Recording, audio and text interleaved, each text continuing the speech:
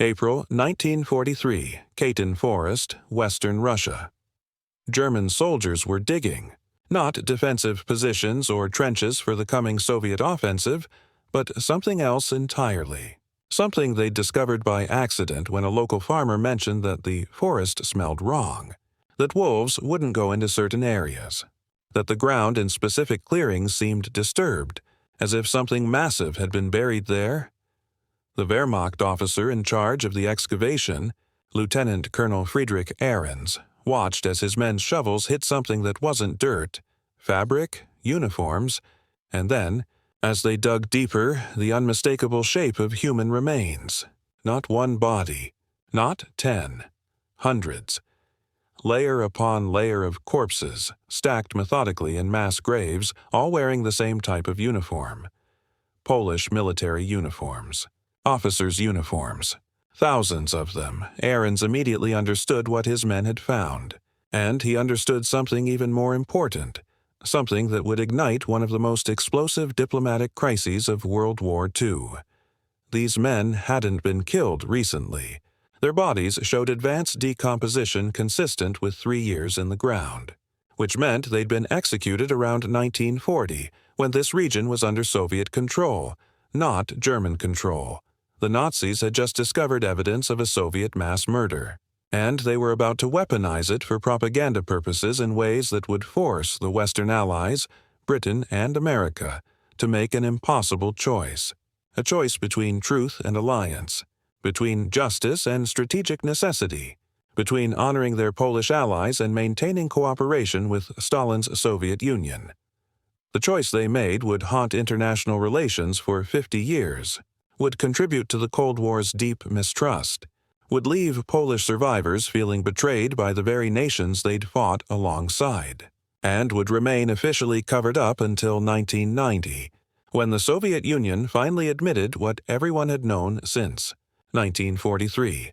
But before I tell you exactly how Britain and America suppressed evidence of Soviet war, crimes to protect their alliance with Stalin, and trust me, the declassified documents prove they knew and actively covered it up, you need to understand what actually happened in Katyn Forest. Because the massacre itself was just the beginning of a cover-up that reached the highest levels of Allied leadership. If you think you know the real story of World War II's good guys, you're about to be shocked. Hit that subscribe button right now because what we're revealing today will change how you see the Allied coalition. And drop a comment on whether you think the Allies made the right choice, because that question still matters today. Katyn Forest, April-May 1940. 3 years before German soldiers would dig up the graves. The Soviet NKVD, Stalin's secret police, the organization responsible for the Great Purge and countless political murders, was conducting what they called special operations in Western territories that the USSR had seized through the Nazi-Soviet pact. The Molotov-Ribbentrop Pact of 1939 had secretly divided Poland between Nazi Germany and the Soviet Union. Germany invaded from the west on September 1st, 1939. The Soviets invaded from the east on September 17th. Poland, fighting desperately on 2 fronts, collapsed within weeks. The Polish military was destroyed, its soldiers either killed, captured by Germans, or captured by Soviets. Over 200,000 Polish military personnel fell into Soviet hands, including approximately 25,000 officers and members of Poland's intelligentsia, doctors, engineers, professors, clergy, anyone educated enough to potentially lead Polish resistance to Soviet occupation. These prisoners were held in 3 main NKVD camps, Kozelsk, Ostashkov, and Starobelsk. The conditions were harsh but not immediately lethal. The Soviets were following a pattern they'd used before: separate the leadership class from the general population, isolate them, and then decide what to do with them. In March 1940, that decision was made. And it wasn't confinement. It wasn't deportation to Siberia. It wasn't even assignment to forced labor camps. It was execution. Systematic, methodical execution of every single Polish officer the NKVD held. The order came directly from the top, a document signed by Lavrenti Beria, head of the NKVD and one of Stalin's closest collaborators, and approved by Stalin himself, recommended the supreme penalty, shooting, for the Polish prisoners. The justification was that they were inveterate, incorrigible enemies of Soviet authority. Translation: educated Poles who might organize resistance to Soviet occupation needed to be eliminated before they could become a problem. This wasn't combat. This wasn't collateral damage. This was premeditated political murder on an industrial scale. And the Western Allies would later learn every detail of this order through intelligence intercepts and choose to suppress that information. Keep watching because the evidence of Allied knowledge is undeniable, and it's been declassified. The executions began in early April 1940 and continued into May. The process was horrifyingly systematic. Small groups of Polish officers would be told they were being transferred to another camp or released.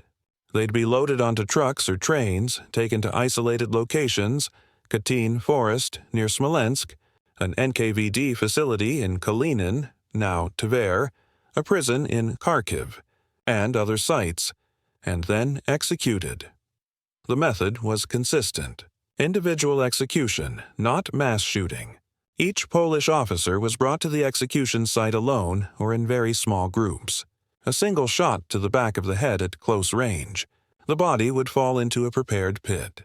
The next victim would be brought forward. Hour after hour, day after day, week after week, the NKVD kept meticulous records. Each execution was documented.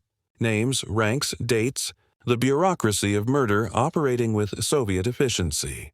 By the time the killing stopped in May 1940, approximately 22,000 Polish prisoners had been executed across multiple sites. The largest mass grave, containing over 4,000 bodies, was in Katyn Forest, which is why the entire massacre came to be known by that name, even though the murders happened in multiple locations. The graves were covered.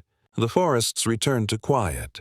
The NKVD files were marked top secret and buried in Stalin's archives.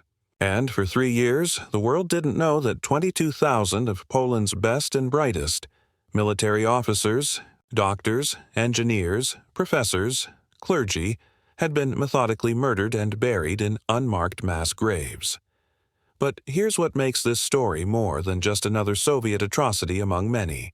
The Soviet Union was about to become a Western ally, and when evidence of Katyn emerged, Britain and America would face a choice about whether to acknowledge Soviet war crimes or suppress the truth to maintain their alliance against Nazi Germany. They chose suppression, and the story of how they made that choice, the intelligence they ignored, and the Polish allies they betrayed is what we're about to uncover.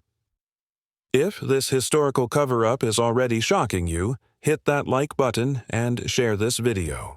The full scope of Allied complicity gets worse, much worse. And comment below, if you were Churchill or Roosevelt, what would you have done? For 3 years after the Katyn executions, the mass graves remained hidden, Stalin's secret. The families of the murdered Polish officers received no information. Many held hope that their loved ones were simply imprisoned somewhere in the Soviet Union's vast Gulag system. The Polish government in exile, operating from London after Poland's fall, repeatedly asked Soviet authorities about the missing officers. The Soviets gave vague, contradictory answers or simply didn't respond. Then, on June 22, 1941, everything changed. Nazi Germany launched Operation Barbarossa, the massive invasion of the Soviet Union that broke the Nazi-Soviet pact and created the strangest alliance of World War II.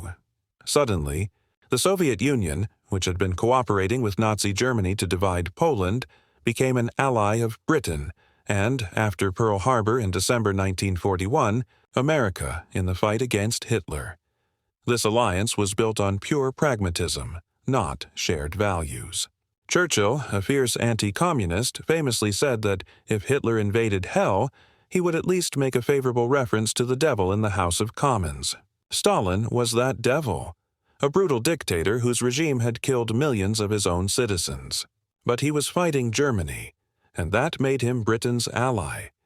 The Polish government in exile found itself in an impossible position. They'd been occupied and betrayed by both Nazi Germany and the Soviet Union. Now they were expected to cooperate with Stalin against Hitler while still not knowing what had happened to their missing officers. The tension was enormous, but Polish leaders in London reluctantly agreed to diplomatic relations with the USSR in August 1941, hoping it would help them discover their officers' fate. The Soviets continued to stonewall questions about the prisoners. They claimed the men must have escaped during the chaos of the German invasion, or perhaps they'd been captured by the Germans. Any answer except the truth, that they'd been executed on Stalin's orders. And then, in April 1943, German forces occupying the Smolensk region received that tip from the local farmer. The wolves that wouldn't enter the forest, the strange smell, the disturbed ground, and when they dug, they found thousands of Polish officers who'd been dead for 3 years. Dead since 1940. Dead while the territory was under Soviet control. The Germans now had physical evidence of a Soviet atrocity, and they were about to turn it into the biggest propaganda weapon of the war. Subscribe and turn on notifications because the diplomatic crisis this created would test the Allied coalition to its breaking point. The German announcement came on April 13, 1943. Radio. Berlin broadcast the discovery to the world. Mass graves containing thousands of Polish officers murdered by the Soviets. The Nazi propaganda machine went into overdrive, presenting the Katyn Massacre as evidence of Soviet barbarism and positioning Germany as the defender of European civilization against Bolshevik savagery. The irony was almost incomprehensible. Nazi Germany, which was at that very moment conducting the Holocaust, murdering millions of Jews, Poles, and other civilians across occupied Europe, was presenting itself as the moral authority condemning Soviet war crimes. The hypocrisy was staggering. But the physical evidence they'd discovered was real. The Germans invited international observers to examine the graves. They brought in a team of forensic experts, including pathologists from neutral countries and occupied territories, to document the bodies, examine the evidence, and estimate the time of death. The forensic findings were clear. The Polish officers had been dead for approximately 3 years, putting their deaths in spring 1940 when the Soviets controlled the region. The Germans even invited representatives from the Polish Red Cross to observe the exhumations and identify bodies. Polish doctors and officials came to Katyn Forest and watched as body after body was removed from the mass graves.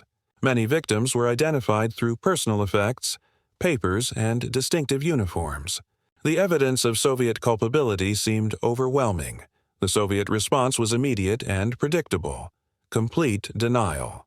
On April 15, 1943, just 2 days after the German announcement, Soviet media released statements categorically rejecting the accusations. The Soviets claimed that the Polish officers had been captured by Germans during the 1941 invasion and were murdered by the Nazis, who were now trying to blame the USSR for their own crimes. It was a lie. But it was a lie that Stalin would maintain for the next 47 years. And it was a lie that Britain and America would tacitly support because challenging it threatened their alliance with the Soviet Union at a critical moment in the war.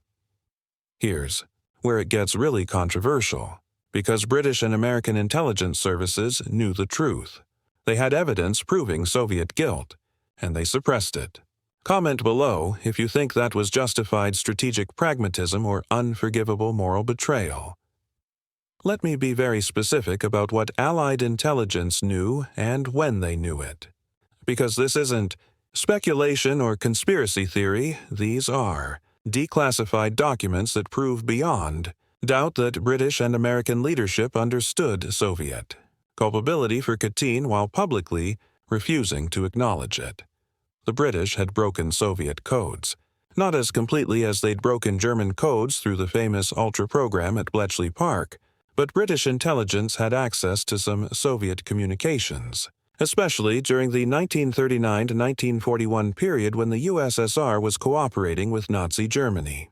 Intercepted Soviet NKVD communications from 1940 reference the special operations involving Polish officers. The language was coded, but intelligence analysts understood what was being described. Moreover, British intelligence had debriefed Polish refugees who'd escaped Soviet captivity and reported on the disappearance of the officer corps. By 1942, a full year before the German discovery, British Foreign Office files show discussions about the likely fate of Polish officers in Soviet hands. Internal memos indicate that officials believed the Soviets had probably executed the prisoners but saw no strategic value in confronting Stalin about it. American intelligence reached similar conclusions. Through their own channels, the OSS, precursor to the CIA, had sources in Eastern Europe who reported on Soviet activities. By 1943, American intelligence assessments concluded that Soviet culpability for Katyn was highly probable. Reports went up the chain to the State Department and eventually to President Roosevelt's advisors. But here's the critical point. Having intelligence that suggests something and publicly acting on that intelligence are two different things. Churchill and Roosevelt had to balance truth against strategic necessity. The Soviet Union was bearing the brunt of the war against Germany. Soviet forces were tying down the majority of the Wehrmacht, suffering horrific casualties while inflicting even worse casualties on German forces. The Eastern Front was absolutely critical to Allied victory. If Britain and America publicly supported the German accusations against the USSR over Katyn, it could fracture the alliance. Stalin might make a separate peace with Germany. Or at minimum, Soviet cooperation might diminish at a time when that cooperation was essential. So the choice became, acknowledge a Soviet atrocity and risk the alliance, or suppress the truth and maintain unity against Hitler. Churchill and Roosevelt chose suppression, and the evidence of how they did it and the Polish allies they sacrificed to make it work is what makes this story so controversial. We're about to detail exactly how the Allies covered up Soviet crimes. Make sure you're subscribed because Part 2 will reveal the specific diplomatic cables, the censored press stories, and the Polish government's betrayal at Tehran and Yalta. The Polish government in exile in London was in an impossible position. They knew their officers were dead. They'd seen the German forensic reports. They'd sent their own Red Cross representatives to Katyn Forest and received confirmation that the bodies were Polish officers murdered approximately 3 years earlier. The evidence pointed clearly to Soviet guilt, but the Polish government was dependent on British support. They had no army except Polish forces fighting alongside British and American units. They had no territory. Poland was occupied by Germany in the west and the USSR in the east. Their only hope for Poland's post-war liberation was Allied victory, which required maintaining the alliance with Stalin. Polish Prime Minister Władysław Sikorski faced the most agonizing choice of his career: speak the truth about Katyn and potentially damage relations with the USSR, or stay silent and betray the memory of 22,000 murdered Polish officers. He chose to speak. On April 17, 1943, the Polish government in exile formally requested that the International Red Cross investigate the Katyn massacre. This was diplomatic. Language for, "We believe the Soviets did this and we want neutral." Verification. It was careful, measured, not directly accusing the USSR but clearly not accepting Soviet denials either. It should have been an uncontroversial request. Let neutral observers determine the truth. Stalin's response was fury. On April 25, 1943, the Soviet Union severed diplomatic relations with the Polish government in exile, claiming that the Poles were repeating Nazi propaganda and undermining Allied unity. The message to Britain and America was clear: support the Poles on Katyn, or maintain your alliance with us. Choose Churchill and Roosevelt chose Stalin, not because they believed the Soviet denials, they didn't, but because they believed winning the war mattered more than truth about a Soviet atrocity. And that choice would shape every subsequent diplomatic interaction regarding Katyn for the next 50 years. The betrayal of Poland was just beginning. Like this video and drop your thoughts in the comments. was maintaining the anti-Hitler alliance worth sacrificing truth and justice. Keep watching because the diplomatic suppression gets even more explicit. British Foreign Secretary Anthony Eden sent a message to the Polish government in exile that was diplomatic in language but brutal in substance. He essentially told them to drop the Katyn issue, that raising it damaged Allied unity, that it served Nazi propaganda purposes, that the priority had to be defeating Germany, and everything else, including justice for murdered Polish officers, was secondary. American Secretary of State Cordell Hull sent similar messages to Polish representatives in Washington. The position was clear. The Western Allies would not support Polish demands for investigation of Katyn. They would not confront Stalin about it. And they expected the Poles to stop talking about it publicly. Behind the scenes, the suppression was even more aggressive. The British Ministry of Information, responsible for wartime propaganda and press censorship, issued guidance to British newspapers about how to cover the Katyn story. The guidance essentially instructed editors to downplay the story, to treat German claims skeptically, and to avoid giving prominence to Polish accusations against the USSR. This wasn't formal censorship. Britain wasn't officially suppressing the story. But through guidance and recommendations to editors, the Ministry of Information ensured that the Katyn massacre received minimal coverage in British newspapers. Stories that might have been front-page news in peacetime were buried on inside pages or not published at all. American media, without formal government censorship but influenced by State Department briefings, followed a similar pattern. The Katyn story was covered, but skeptically, with emphasis on German propaganda motives rather than on the forensic evidence of Soviet culpability. Polish-American organizations that tried to raise awareness found themselves dismissed as either Nazi dupes or troublemakers undermining the war effort. The message from Allied governments to their media was clear. Katyn is complicated. The Germans are lying about their own atrocities while accusing the Soviets. Forensic evidence from Nazi-controlled areas can't be trusted, and dwelling on inter-Allied tensions helps Hitler. Present the story that way, or don't present it at all. And it worked.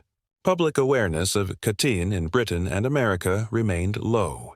Most citizens of Allied nations never learned the details. The story was successfully contained, managed, and minimized.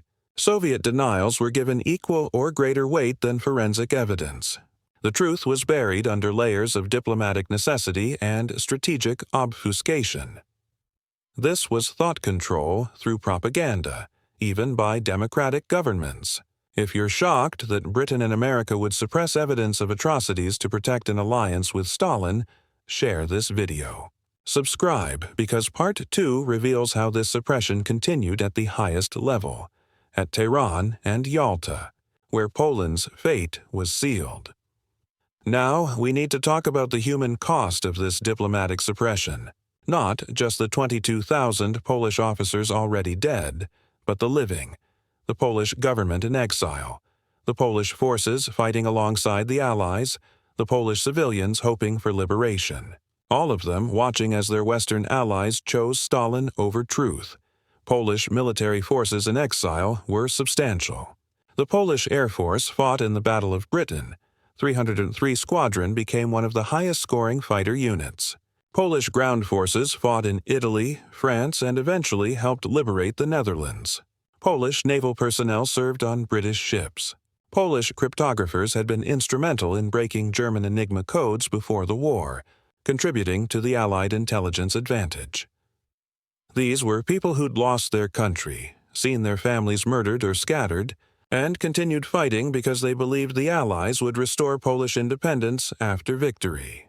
They believed that Britain and America stood for justice, for law, for truth, that the Atlantic Charter's promises about self-determination actually meant something.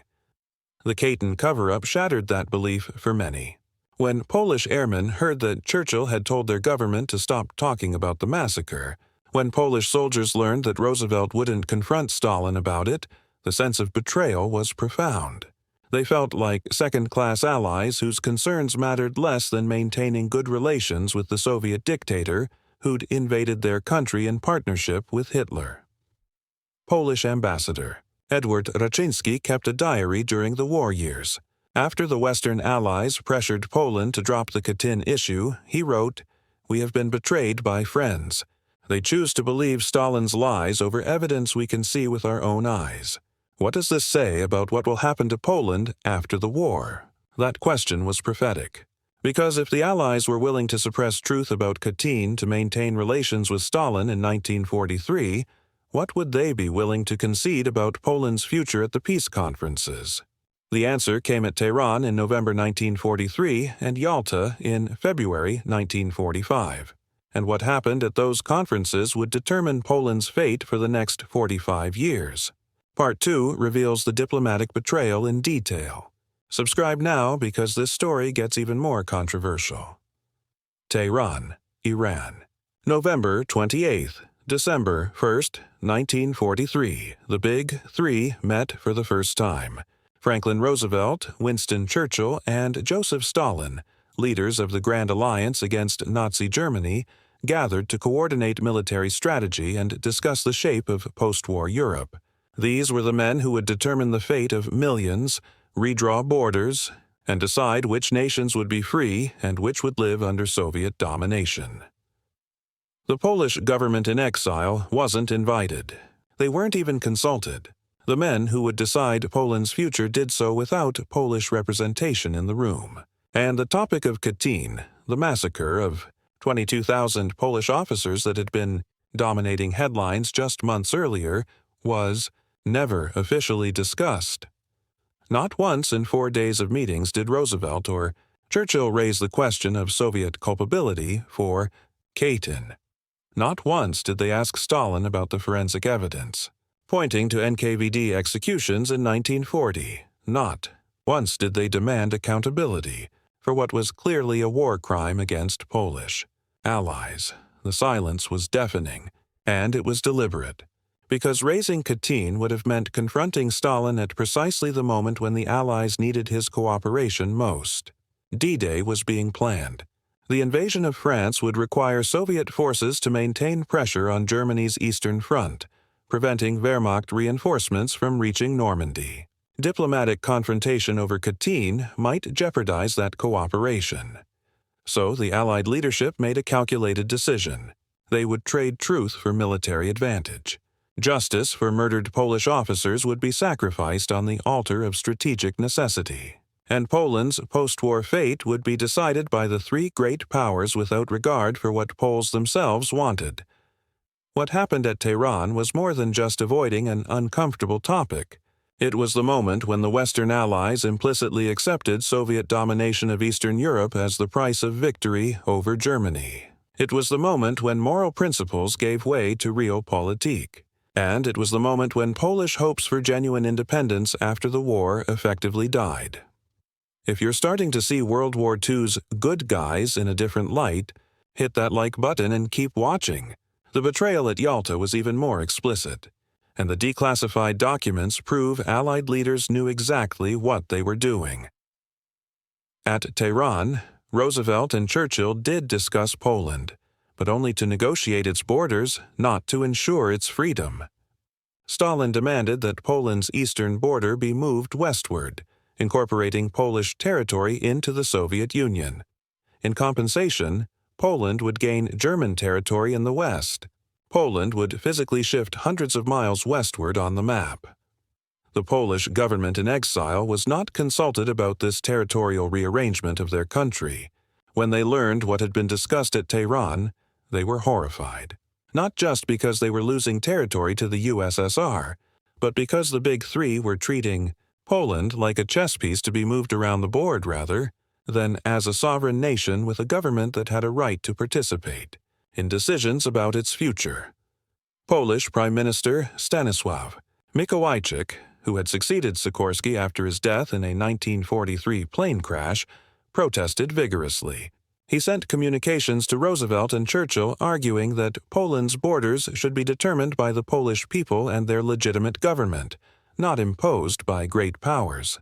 He reminded them that Poland had been the first nation to resist Hitler, that Polish forces had fought alongside the Allies from the beginning, that Poland had never surrendered. The response from London and Washington was essentially, "We understand your concerns. But this is what Stalin demands, and we need Stalin's cooperation to win the war. You'll have to accept it." This was the pattern that would repeat at every subsequent Allied conference. Polish concerns would be acknowledged, sympathized with, and then ignored.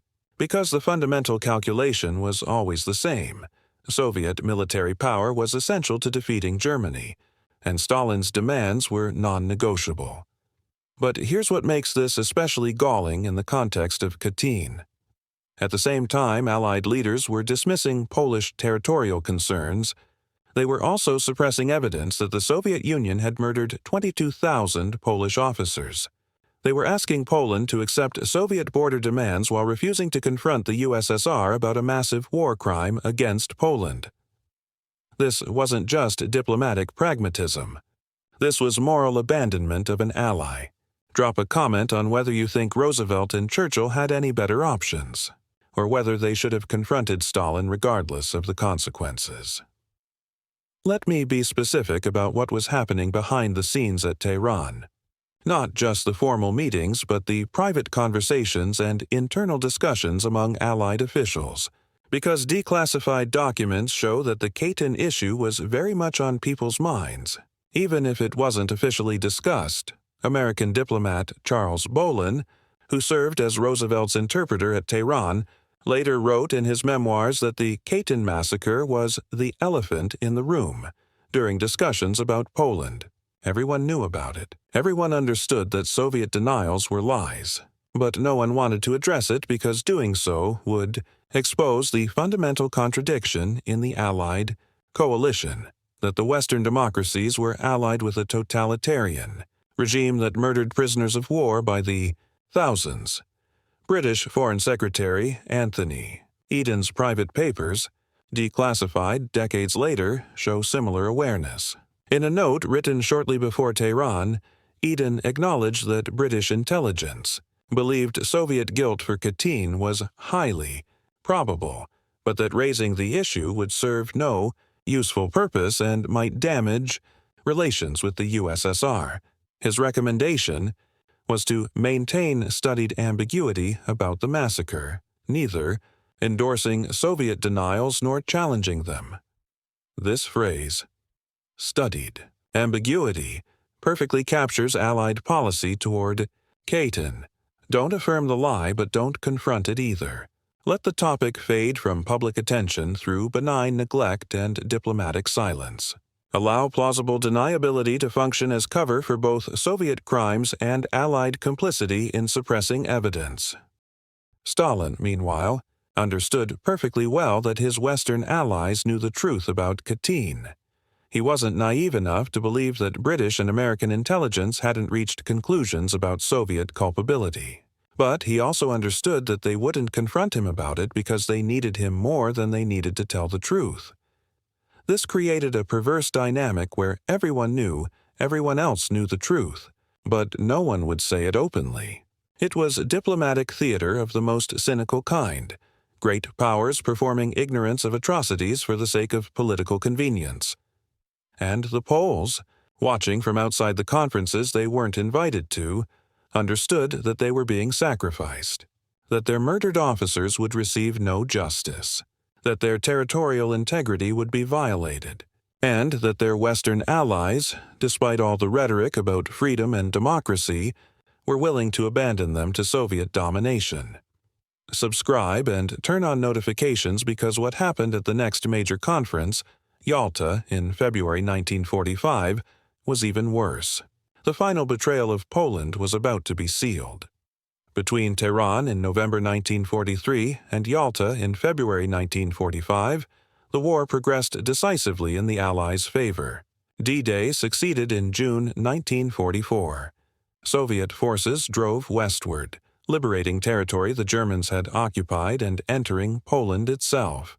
By early 1945, Soviet troops were approaching Berlin.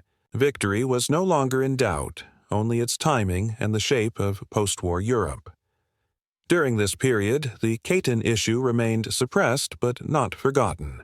Polish communities in Britain and America continued trying to raise awareness. Polish-language newspapers published articles about the massacre. Veterans organizations held memorial services for the murdered officers.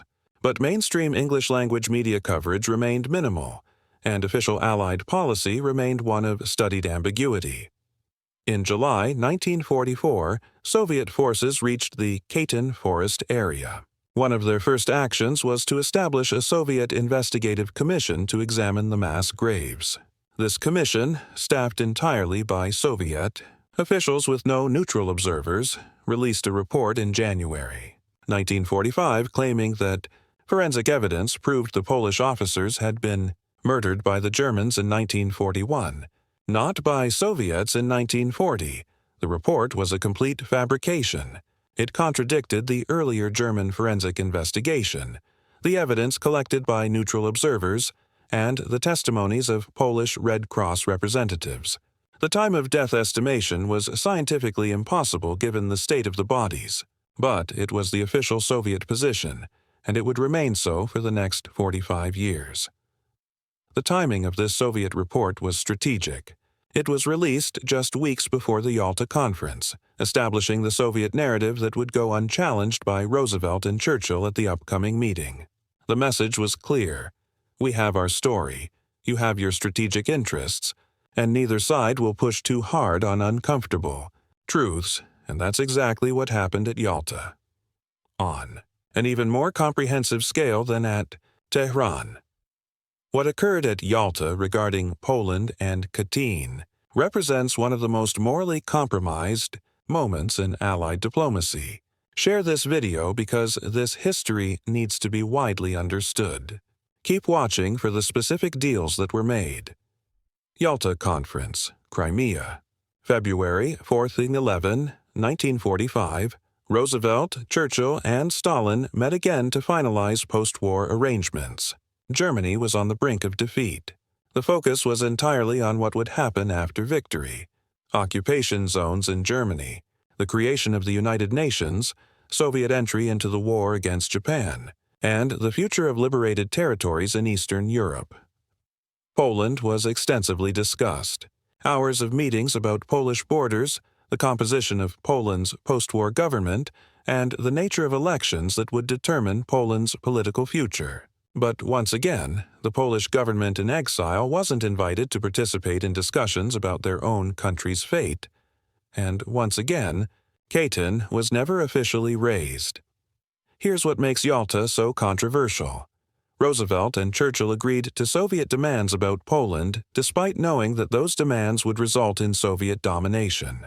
They agreed that Poland's post-war government would be based on the Soviet-backed Lublin Committee rather than the London-based government in exile that had been Britain's ally throughout the war. They agreed to vague language about free and unfettered elections in Poland while understanding that Stalin had no intention of allowing genuinely free elections. The justification was that these compromises would secure Soviet cooperation in defeating Japan and establishing the United Nations. That Stalin's participation in the post-war international order was worth conceding Soviet influence over Eastern Europe. That the alternative, confrontation with the USSR while the war against Germany was still being fought, was unacceptable. But here's the uncomfortable truth. Yalta effectively handed Poland to Soviet control. The government that had fought alongside the Allies from 1939 would be marginalized. The free elections promised in the Yalta Agreement would be manipulated to ensure communist victory. Poland would spend the next 45 years under Soviet domination, not as an independent ally of the West, but as a satellite state behind what Churchill himself would later call the Iron Curtain. And the murdered officers of Katyn would officially be blamed on the Germans, their real killers protected by Allied silence. The betrayal was complete. Poland had been abandoned, truth had been suppressed, and justice had been sacrificed for strategic convenience. Like this video if you think Allied leaders should have made different choices. Comment below on what you would have done. The Polish reaction to Yalta was devastation. When details of the agreements became known, the Polish government in exile realized they'd been sold out completely. Prime Minister Mikołajczyk, who had tried desperately to maintain good relations with both the Western Allies and the Soviets, faced impossible pressure. Churchill effectively told him he had to accept Yalta's terms or lose British support entirely. Mikołajczyk flew to Moscow in June 1945 to negotiate with Stalin and the Soviet-backed Polish Provisional Government. It was a humiliating position, the legitimate Polish prime minister having to negotiate with a puppet government backed by the power that had invaded his country and murdered his officers. But he had no choice. Britain and America had made their decision, and Poland had to live with it. The subsequent elections in Poland, held in 1947, were thoroughly rigged. Communist authorities arrested opposition candidates, manipulated vote counts, and used intimidation to ensure victory. The elections weren't free or fair by any definition, but the Western Allies raised only token protests. The Yalta Agreement had promised free elections, but enforcing that promise would have required confronting Stalin, and by 1947, the Cold War was underway and direct confrontation seemed too dangerous. Poland remained under Soviet domination until 1989.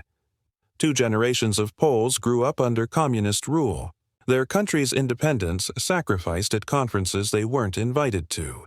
Justice for their murdered officers suppressed by the very nations that claimed to fight for freedom, and throughout this entire period, from 1943 to 1990, the official Soviet position remained that the Germans had murdered the Polish officers at Katyn, despite overwhelming forensic evidence to the contrary, despite testimonies from witnesses, despite the documented chain of custody showing Soviet control of the area when the murders occurred.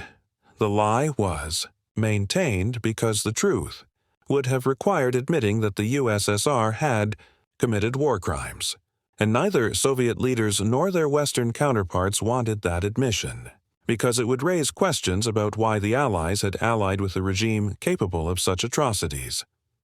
The suppression lasted for decades, but eventually the truth emerged. Subscribe because we're about to reveal how the Soviet Union finally admitted to Katyn, and what that admission meant for Polish-Russian relations. The Iron Curtain descended across Europe. Eastern Europe fell under Soviet control, while Western Europe rebuilt under American protection through the Marshall Plan. The wartime alliance between East and West transformed into Cold War confrontation, and in this new reality, Katyn became a frozen point of contention. In the West, particularly among Polish émigré communities, the truth about Katyn was well known and extensively documented. Books were published. Memoirs from survivors who'd escaped Soviet captivity appeared. The forensic evidence remained available, but officially, Western governments maintained their wartime position of studied ambiguity. They didn't endorse Soviet claims of German guilt, but they also didn't forcefully assert Soviet culpability. In Soviet-controlled Poland and throughout the Eastern Bloc, speaking the truth about Katyn was dangerous. It was treated as anti-Soviet propaganda, punishable by imprisonment. Polish citizens who tried to honor the Katyn victims privately risked harassment by authorities. The massacre was officially attributed to Germans, and questioning that narrative was treated as a political crime. This meant that for 45 years, 2 separate historical narratives existed. In the West, particularly among Polish communities, Katyn was known as a Soviet atrocity covered up by wartime diplomatic necessity. In the East, it was officially a German war crime falsely blamed on the USSR by Nazi propaganda that Western Poles had foolishly believed. The truth became a political weapon. During the Cold War, Western governments would occasionally reference Katyn when relations with the USSR soured, using it as evidence of Soviet brutality. The Soviets would respond by accusing the West of repeating Nazi propaganda. Neither side was particularly interested in full truth and reconciliation. Katyn was more useful as a political bludgeon than as a historical reckoning. But as Soviet power weakened in the late 1980s, as glasnost, openness became official policy under Mikhail Gorbachev, pressure mounted for the USSR to finally acknowledge its historical crimes, and Katyn was high on the list of suppressions that demanded rectification. The moment of truth came in 1990, and what happened next vindicated every Polish victim, every suppressed witness, and every person who'd been called a liar for telling the truth about Soviet responsibility. Keep watching because this admission changed everything. April 13, 1990. 50 years to the day after the Soviet announcement denying responsibility for Katyn. The Soviet news agency TASS released a statement that would rewrite official Soviet history. Archival materials recently found in the Soviet Union conclusively prove that the Katyn massacre was the work of Stalin's NKVD. It was over. The lie that had been maintained for 5 decades, that had been protected by Allied silence and Soviet denials, that had shaped Polish-Russian relations and poisoned trust between East and West, it was officially acknowledged as a lie. Mikhail Gorbachev's government released documents from Soviet archives showing the March 1940 order signed by Beria and approved by Stalin authorizing the executions. The bureaucratic paper trail of murder was made public. Names, dates, locations, everything that Soviet authorities had denied for 50 years was suddenly confirmed by the USSR's own records. The reaction in Poland was complex. Relief that the truth was finally acknowledged. Anger that it had taken 50 years. Grief reopened for families who'd spent decades not knowing, or knowing but being told they were wrong, or watching their murdered relatives be blamed on the Germans while the real killers walked free. Russian President Boris Yeltsin visited Poland in 1993 and formally apologized for Katyn, calling it one of the most serious crimes of Stalinism. But apologies couldn't undo 50 years of suppressed truth, couldn't restore the 22,000 murdered officers to life, couldn't compensate for decades when speaking truth about Katyn was treated as a crime, and critically, the 1990 admission raised a question that still hasn't been fully answered. If the Soviets were lying about Katyn for 50 years, and if Western intelligence knew it was a lie from 1943 onward, why did Western governments participate in suppressing the truth? That question gets to the heart of this entire story. The Soviet Union was evil, that's clear. But what does it say about the Western allies that they protected that evil when it was strategically convenient? Comment your thoughts below, and subscribe because we're about to tackle the ethical implications. The opening of Soviet archives after 1990 revealed the full extent of the massacre and the subsequent cover-up. The documents showed that the executions weren't a spontaneous act of violence or a local initiative gone wrong. They were systematic, authorized at the highest levels, and carried out with bureaucratic precision. The archives also revealed that Soviet authorities knew from the beginning that the truth about Katyn would eventually emerge. Internal NKVD memos from 1943 show concern about German discoveries and discussions about how to maintain the denial. They knew they were lying. They knew the evidence contradicted their claims. And they lied anyway because they could, because their wartime allies needed them, and because power meant never having to admit error. What the archives didn't reveal, because those records were in Washington and London, not Moscow, was the full extent of Western knowledge and suppression. British intelligence files on Katyn weren't fully declassified until the 1990s and 2000s. American files followed similar timelines. When those files became public, they confirmed what many had suspected. Allied intelligence had concluded Soviet guilt for Katyn by 1943, and Allied political leadership had consciously chosen to suppress that conclusion. One particularly damning document is a 1943 British Foreign Office memo stating explicitly that publicizing Katyn would serve no useful purpose and might damage relations with a valued ally. That's bureaucratic language for we know the Soviets are guilty, but we're choosing not to say so because we need their help fighting. Germany, another telling document, is a State Department cable from 1944 instructing American diplomats in neutral countries not to support Polish efforts to have the International Red Cross investigate Katyn. The reasoning: such an investigation would complicate relations with the Soviet Union at a delicate time. These weren't rogue officials acting on their own. This was official policy, authorized at the highest levels to suppress evidence of Soviet war crimes for strategic advantage. It was, in essence, a 50-year cover-up that Western governments actively participated in even after the war ended. Western governments participated in covering up a massacre of their own allies' military leadership. If that doesn't change how you view World War II's moral clarity, nothing will. Share this video and let's have an honest conversation about it in the comments. The modern legacy of Katyn is complex and continues to shape Polish-Russian relations today. In 2000, Russian President Vladimir Putin visited Poland and stood at Katyn memorial sites, acknowledging Soviet responsibility. In 2010, Russian Prime Minister Putin and Polish Prime Minister Donald Tusk held a joint ceremony at Katyn, commemorating the 70th anniversary of the massacre.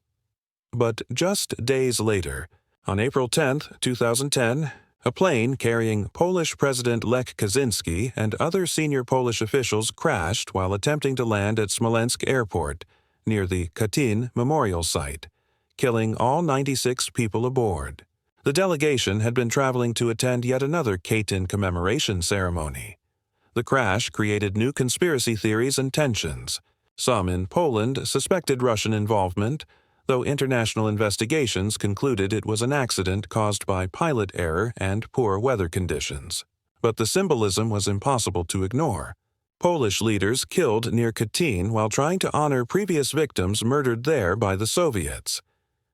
The Katyn massacre has become a symbol in Poland of both Soviet brutality and Western betrayal. It's commemorated in memorials, taught in schools, referenced in political speeches. April 13 is a day of national mourning in Poland. The victims' names are inscribed on monuments. Their graves have become pilgrimage sites for Poles trying to connect with a history that was suppressed for so long. But there's also awareness that the suppression wasn't just Soviet. That Western governments, including Poland's allies, chose strategic advantage over truth. That Roosevelt and Churchill, for all their rhetoric about freedom and democracy, were willing to sacrifice Polish justice to maintain their alliance with Stalin. This awareness complicates how Poland views its Western allies. There's gratitude for NATO membership and European Union integration. But there's also lingering suspicion that Western powers might again sacrifice Polish interests if it became strategically convenient. The memory of Katyn and Yalta creates a historical wariness that shapes Polish foreign policy even today. Katyn isn't just history. It's a living memory that continues to shape international relations. If this deep dive is revealing history you didn't know, make sure you're subscribed. And comment on whether you think democratic governments can ever justify suppressing truth for strategic gain. Now, we need to address the ethical question at the heart of this story. Because it's easy to condemn Allied leaders in hindsight, but harder to specify what they should have done differently given the circumstances they faced in 1943-1945. The argument for Allied suppression of Katyn truth goes like this. Soviet cooperation was essential to defeating Nazi Germany. If confronting Stalin about Katyn had fractured the alliance or reduced Soviet commitment to the war effort, it could have prolonged the war, cost additional Allied lives, and potentially changed the outcome. The strategic calculation was that some truths had to be suppressed to achieve the greater good of defeating Hitler. Moral purity was a luxury that couldn't be afforded in total war. This argument has some force. Nazi Germany was committing genocide on an industrial scale. The Holocaust was ongoing. Every month the war continued meant hundreds of thousands more deaths in concentration camps, on battlefields, and through bombing campaigns. If maintaining the Soviet alliance shortened the war even slightly, the utilitarian calculation suggests that was justified even if it required suppressing truth about Katyn. But the counter-argument is equally powerful. Once you accept that truth can be suppressed for strategic convenience, where does it stop? If Allied leaders would lie about a Soviet massacre of 22,000 Polish officers to maintain an alliance, what else would they lie about? What other atrocities might they ignore or cover up?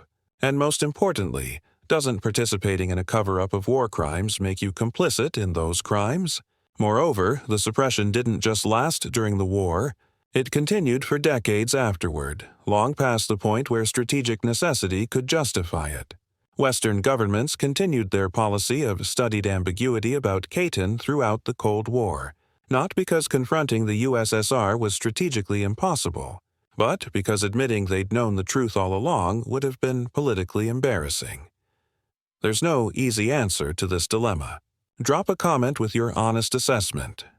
Were Roosevelt and Churchill right to suppress Katyn truth to maintain the alliance against Hitler? Or were they morally obligated to tell the truth regardless of strategic consequences? Let me present this as directly as possible.